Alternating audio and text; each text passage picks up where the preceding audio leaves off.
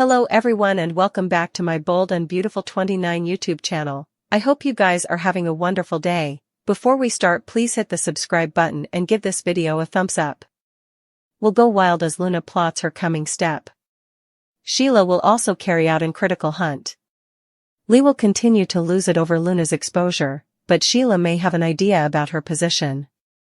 Since Sheila gave Luna updates on Will's creation party, it may not be long until she goes on the quest for her missing granddaughter there. Luna is indeed lurking at Il Giardino, where she's been serving up redundant boozy drinks to Will in disguise. Will had no idea he's getting pours from the 180 evidence bottle rather of the vodka he's ordering in his soda pop, so he's getting drunker by the nanosecond and about to helical of control. Will's jest will get wilder as the night goes on, so Electra might notice and suggest he should decelerate down on the drinks. Will may argue that he's just having a good time and keep throwing them back anyway. Cleric will decide it's time for a bit of an intervention.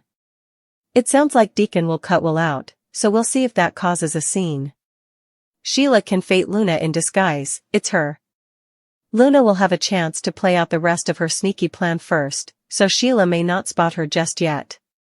Since Luna has suggested about this being Will's lucky night, she obviously wants to get passionate with him. Luna may use Will's crapulous jest to beget issues in his relationship with Electra and leave him looking for another masked beauty to hook up with in his inebriated state. That could be Electra's cue to slip a mask and get busy with Will soon enough.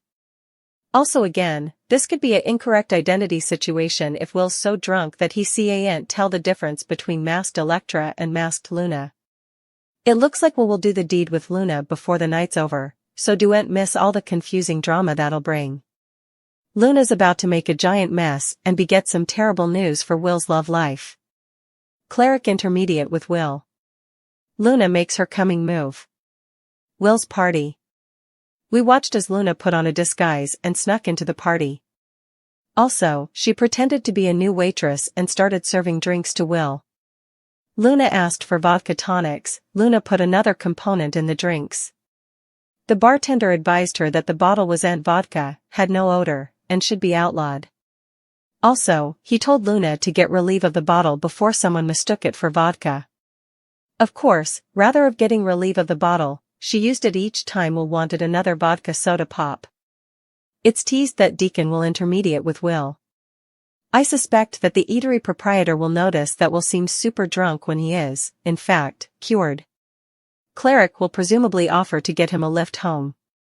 While Cleric goes to make a phone call or get in hand to drive Will home, that's when Luna will strike.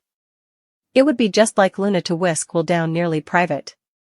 Plus, with Luna knowing that Electra still hasn't given in to closeness, that could lead to some disturbing events for Will and Luna. Still, I could see Electra getting confused if Luna still whisks Will. She could look for her swain throughout the entire eatery, but not find him anywhere. It's teased laterally in the week that Will wakes up confused about the night ahead. So, he easily doesn't flash back seeing Luna. There's no way that Luna will risk going back to captivity. I do suppose she'll mess with Electra's head while everyone still thinks she's dead. At the medical suite, Lee has to go out. Luna commentary that she looks really nice. The croaker. Does Anne want to leave her granddaughter/bastard there alone? Luna commentary about having a plan of her own. That makes the croaker snap, she needs to concentrate on reforming herself. At Il Giardino, Will and Electra walk in, amazed at the work Cleric has done. Cleric chills with Sheila as everyone parties at the eatery. They talk about Katie and Will. They bandy Luna a bit. Lee returns and is affrighted to find Luna gone. She calls Sheila, who's confused. Also, the look on Sheila's face is clear. She knows where Luna went and why, but doesn't say anything. Lainey tried to drag Will on the cotillion bottom with her, but he says she'll meet her there. Electra shows up and rescues him from the hopeless intern. Zen finds some masks and hands them out to everyone. Luna slips in wearing sunglasses and a toupee. A bartender assumes she's a waitress and sends her to Will's table. Nothing notices it's her. The bartender tells Luna to get relief of a 180 evidence bottle that has no taste or odor. He tells her to get relief of it, but she doesn't. Luna makes sure that Will gets the drinks with that bottle. Will and Electra are dancing. Zend can be seen dancing nearly with Lainey, so I guess they will be the coming youthful couple. Will and Electra, she seems to be important drunker than he should be, but Electra doesn't feel to notice. Will wants her so bad and kisses her. Luna is going to use this to strike. Luna turns around with her back to the party and smiles to herself.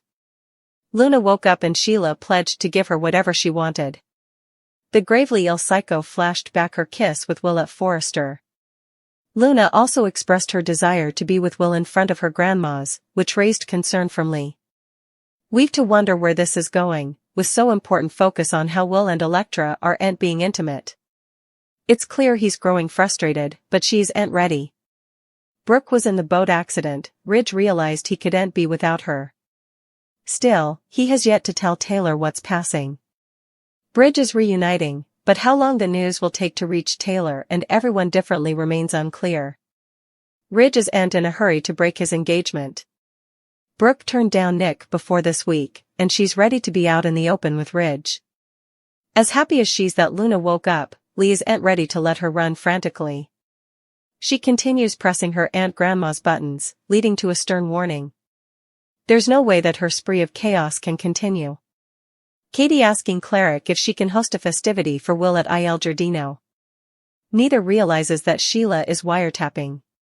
Electra and Will have been dating for a while. They've dealt with some wild moments formerly and have made it through them stronger than ever. Electra lately told Will that she was ready to move their relationship to the coming position, and he sounded ready, too. Katie has been probative of her son and Electra's relationship. Cleric and Sheila have been happily working together at Il Giardino, serving Italian food to Los Angeles residers.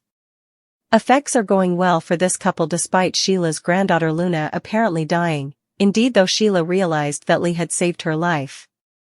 Grace Buckingham's scheme to trick Bill out of $1 million brought back painful recollections for Hope and the Spencers. This isn't the first time a Buckingham has played God with their lives. Grace's ex-husband, Reese, told Liam and Hope that their son, Beth, failed and also vended her to Steffi in order to pay off his gambling debts. He was hopeless to keep bookies from harming his son, Zoe, and it bring him his freedom. Grace chose to make Liam believe he was dying of brain cancer. She faked his symptoms with conventions and also offered him a phenomenon procedure. Bill leapt at that chance to save his son, and Grace entered the plutocrat she demanded to save her life and her daughter's. There's a major player from the original Buckingham crime that's about to be brought back into the pack. He could play a part. In fact, Thomas may formally be involved. Grace was entering while at work. They augmented the deers of the story that was about to land. But there was one call that she took that didn't put her on edge, and were not pertaining to her converse with Paris. She'd told the person she was just about to call them, but the followership was no way told who she was speaking to. Maybe it was Thomas on the line. It was odd when Grace revealed that she hadn't arrested Bill for the full quantum that Reese owed. Bill admitted he'd have paid anything for the chance that his son would live, so why didn't she press for all of the plutocrat? One proposition would be that she had a portion of the finances covered. Paris is engaged to Thomas.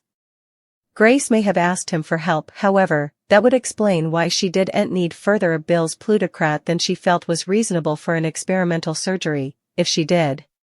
Still, Thomas could be out of the circle regarding Grace's manipulation of the Spencers. This would be a different outgrowth from how his involvement with Reese's crime played out before. When Thomas learned the verity about Beth, he'd intended to tell Steffi that her son, Phoebe, was actually Liam and Hope's. He originally sat on the secret because he couldn't work up the wimwams to break his family's heart. But also his decision took an unrighteous turn.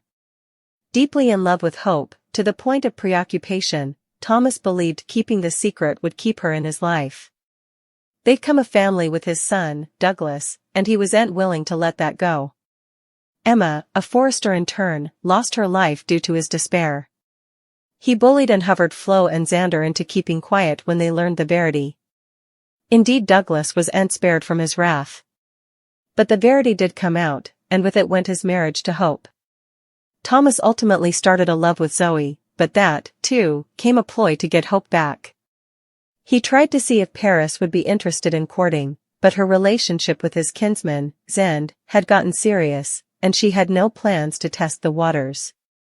B&B circled back to their implicit off-screen after Thomas and Hope's times in the Timber love ended. He came back to city engaged and, though Hope tried to get him to give their relationship another chance, he went back to France, forcefully seeing Paris as his future.